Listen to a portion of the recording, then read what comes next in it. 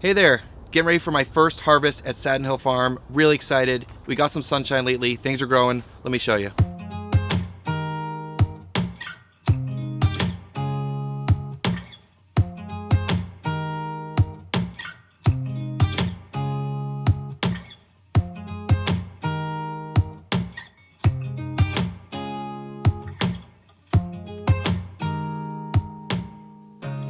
As you can see, things are coming along really nicely, and all this was direct seeded out in January, and it's now early March, and this is fantastic to be able to grow things. It grows slowly in the wintertime, but we can grow things. And so the first things I'm going to be harvesting here is this Tokyo Bacana, which is just unbelievably delicious if you guys have ever grown it and eaten it before. We have some arugula. I think the baby kale might be a week later, but the mustards and the spinach has come along nicely, the green onions, and in the other tunnel we got lettuce and a couple other things. So really excited about all that's coming out here. The wash station's up and ready to go. It's not 100% completed, but it's dialed in enough where I can wash and package and all that kind of stuff. So let me show you that, where we're at there, and also some of the other projects going on here. I'm here in my garage, and if you have been following along on the channel for a while, or maybe you saw some of my older videos about my wash pack station, this is where I am right now. About a half of my garage is converted into a wash pack station, and it's been working really well for me. And now that I'm rebuilding my farm, some of the things that I spent a lot of time on are upgrading my wash station to allow for more efficiencies, make it more streamlined, and increase the throughput.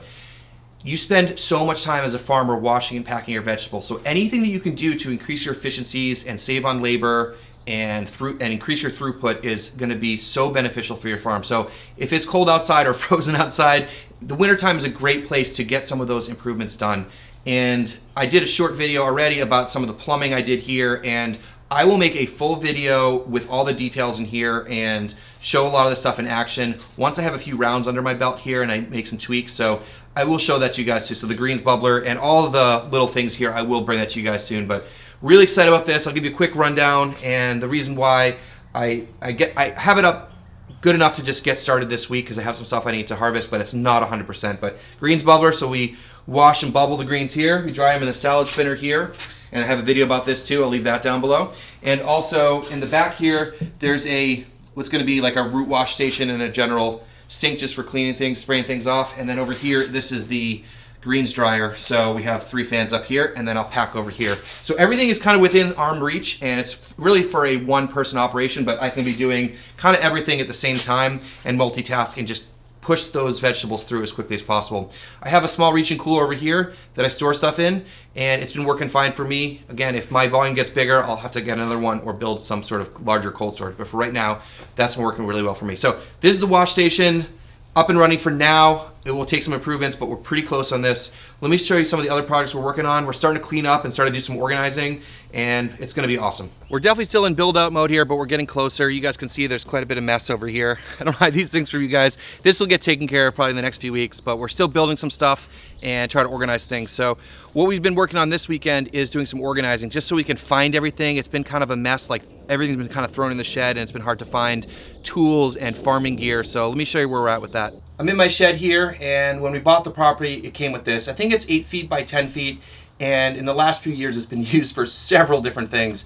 And so right now, we're trying to get it cleaned up and organized. And the last few months, it's been sort of a catch-all, and it's been things piled up in here between tools, construction materials, and also all the farming tools as we've been building things out, like the tunnels and things like that. So we took some time yesterday and cleared this all out. And one thing that I did was I took 2 of the racks that I was using for grow lights in the garage, because I'm going to be moving everything out to the nursery. These are really nice racks. So I put them in here so we can organize. And a lot of this stuff is for construction, so a lot of this stuff will get out of here when we're done with those projects, and we'll have even more room for organization here. All these tools over here, all these hand tools, these will all go outside. We're going to build an outdoor storage rack for those, and I'll show you those too.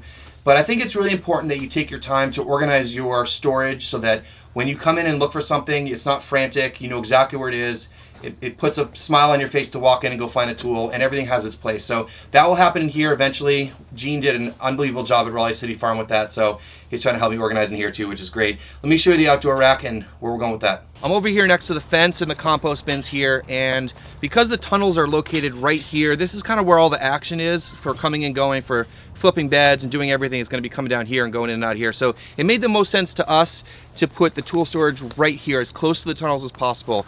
And I highly recommend that you always keep your tools as close to your beds as you possibly can to minimize footsteps on your farm. One of the main things I'm trying to demonstrate here on this farm, and also for my own sake, is efficiency, right? We're really trying to save as much time and labor and energy as we're working here. So keeping the tools as close as possible is gonna be fantastic. So Gene's working on right now this structure here. We're gonna put a little roof on it and hang up all our tools. I've seen this at other farms and I think it's fantastic.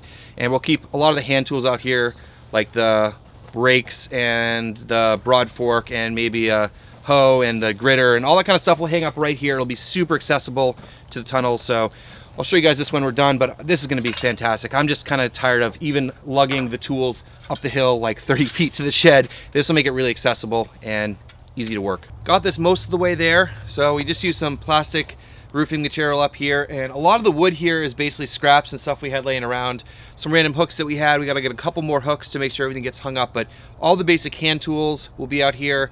And as I said before about some of the other tools in the storage, I'll make videos about those, about all the stuff I'm gonna be using this year. But we'll probably keep the tilther still in the shed, and then the greens harvester I keep inside so it stays super clean. But yeah, this is gonna be awesome, and hopefully maybe you guys will start thinking about getting your tools close to your beds. We're working on a lot of projects at the same time, and we're starting to get to the end of some of them, and it's starting to feel like we're starting to make that transition from construction to farming, and we're kind of still in between. But doing some things like cleaning up make a big difference for that mindset of switching over to being in farming mode here. And one was this here. I forgot to show you this before we cleaned it up, but this was just full of crap, like bits of wood, rocks, like all sorts of stuff that just wound up here that was a big pile. And so we cleaned this out, put down some wood chips, and things like this really starting to make it feel like we're making progress towards farming mode.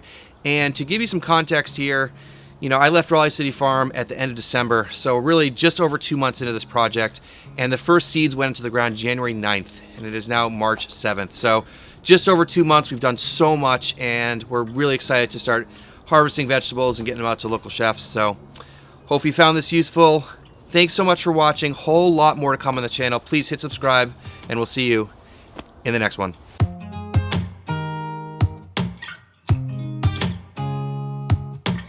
Hey there, getting ready for my first harvest at Satin Hill Farm. It's early March. We got some sunshine the last week or week and a half. This is all planted out in January and February, mostly early January, and getting ready for that first. I'm really glad we have tunnels. I'll get more into that later, but I'm over here in the garage. I'm in my garage here, and if you've seen some of my older videos, or maybe I'm over here next to this. It made the most sense to keep your tools. And this storage shed has been on the